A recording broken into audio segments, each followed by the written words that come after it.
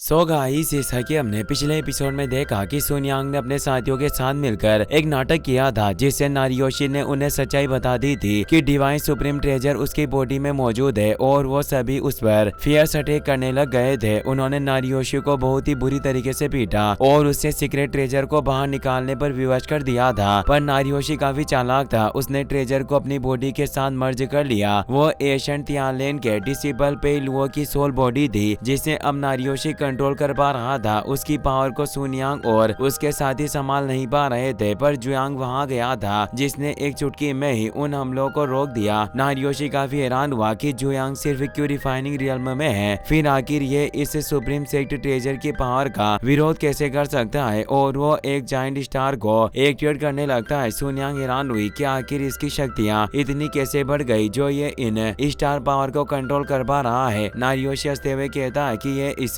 Supreme treasure की असली power है। इस सीक्रेट ट्रेजर को एक्टिवेट करने के लिए मुझे अपनी बॉडी का बलिदान देना पड़ा, अब तुम मारे जाओगे। और वो एक किलिंग फॉर्मेशन को एक्टिवेट कर लेता है और एक फियर्स एनर्जी से जुयांग पर हमला करता है, पर जुयांग बिल्कुल भी हिला नहीं। इस एनर्जी से उस पर कोई भी असर नहीं हो रहा था और जुयांग को एहसास होता है कि एशियंट तियानलेन डिसिबल की सोल है जिसका नाम पे लुओ था। इसीलिए जुयांग उससे बात करने लगता है कि मैं तियानलेन का एंसेस्टर जुयांग हूँ। पे लुओ ने हमला करना बंद कर दिया, पर उसकी बॉडी को नारियोशी कंट्रोल कर रहा था। उसे समझ नहीं आ रहा होता कि आखिर हो क्या रहा है और वो अपने इविल मंत्रों से पे लुओ को उसे मारने के ऑर्डर देता है। जुयांग अपनी प्योर एनर्जी से नारियोशी को पे लुओ की बॉडी से बाहर निकाल देता है। नारियोशी चकित रह गया क्योंकि ऐसा करना किसी के लिए भी संभव नहीं था और वो वापस से पे लुओ की बॉडी में जाने की कोशिश करता है, पर जुयांग अपने हैंड से उसे पकड़ लेता है। वो छूट नहीं पा रहा होता और वो बोलता है कि जुयांग, तुम्हें एक दिन गॉड के द्वारा दंडित किया जाएगा, पर जुयांग उसकी सोल को नष्ट कर देता है। पे लुओ की बॉडी अब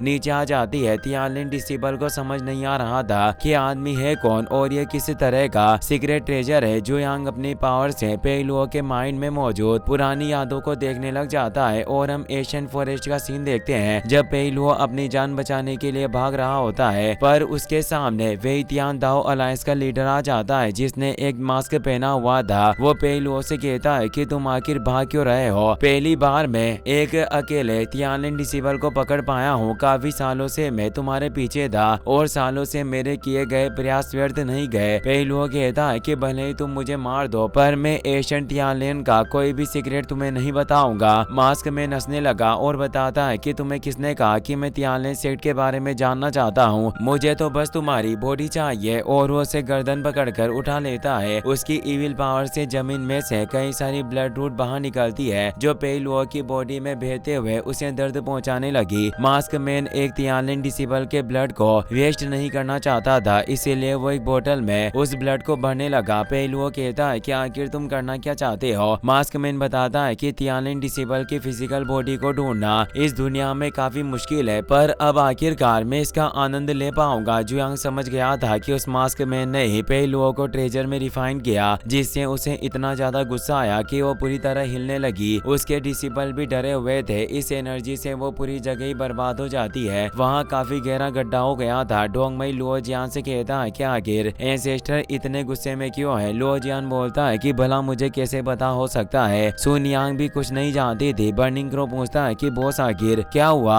जो आप इतना क्रोधित हो गए। अगर आप कहें तो मैं शेनवे सेक्टर के सभी डिसिबल को मार डालूंगा। जुयांग पे लुओ की सोल को अपने पास ले लेता है और बताता है कि हमारे एशियन तियानलेन सेक्ट का डिसिबल पे लुओ है, पर इसे किसी मास्क मैन ने 3 सीक्रेट ट्रेजर में बदल दिया और ये इसकी बची हुई बॉडी है। जो लियो इससे काफी घबरा गई क्योंकि बॉडी से ट्रेजर को रिफाइन करने के लिए काफी क्रूर मेथड का इस्तेमाल किया जाता था। जुयांग गुस्से में बोलता है कि जो भी तियानलेन डिसिबल को छूने की हिम्मत करता है, मैं चाहता हूँ कि उसका सत्यानाश हो और उसका इस दुनिया में कोई वजूद न रहे। अब हमें 9th रियल्म के माउंटेन विलेज कोर्टयार्ड का सीन दिखाया जाता है जहाँ वो मास्क मैन मौजूद होता है। वो काफी समय से तियानलेन डिसिबल के लौटने का इंतजार कर रहा होता है। तभी वहाँ माउंटेन विलेज के कुछ लोग आते हैं जो उस मास्क मैन को अपना शुभचिंतक मानते थे क्योंकि उसने कई बार उनकी मदद की थी और काफी सारे लोगों की बीमारी ठीक की, इसीलिए वो उसे थैंक्स कहने आए थे। एक आदमी कहता है कि ये मास्टर सोना चांदी जैसी चीजों को स्वीकार नहीं करते, वरना मैं हमेशा के लिए इनका गुलाम बनने को तैयार था और इनकी सेवा करता। वो सभी उसे रेस्पेक्ट देते हैं है और एक छोटी लड़की उसके लिए फूल लेकर आई थी। वो कहती है कि गॉड मुझे उम्मीद है कि आप मेरे इन फूलों से खुश होंगे और मुझे एक अच्छी सी कैंडी देंगे। पर तभी उस मास्क मैन को अजीब सा एहसास होने लगा। इससे वो लड़की डर गई। मास्क मैन को पता चल गया था कि तियानलिन डिसेबल लौट आया है क्योंकि पहलुओं की बॉडी पर से उसकी सील हट चुकी थी। इससे वो काफी खुश होता है और वो उन गांव वालों को भी मार देता है। वो छोटी लड़की और उसकी माँ भी काफी डर जाती है पर वो मास्क मैन उन्हें भी खत्म कर देता है और बोलता है कि हजारों सालों से मैंने तियानलिन डिसेबल का इंतजार किया, आखिर मेरा इंतजार खत्म हो गया। अब तुम मेरे दिल की आग से बच नहीं पाओगे। वहीं हमें तियानलिन फेरीलैंड का सीन दिखाया जाता है जहाँ किंगी और लियांशु स्वॉर्ड से फाइट कर रही होती है। चाओ फेंग झाड़ू लगा रही थी। कोंगयांग और टिंगफेंग बहस कर रहे थे क्योंकि वो सुनियांग के साथ नहीं गए थे। वो बुफान कहता है कि अगर हम सभी जाते तो मुझे डर है कि सभी 9 रियल्म में हड़कंप मच जाता।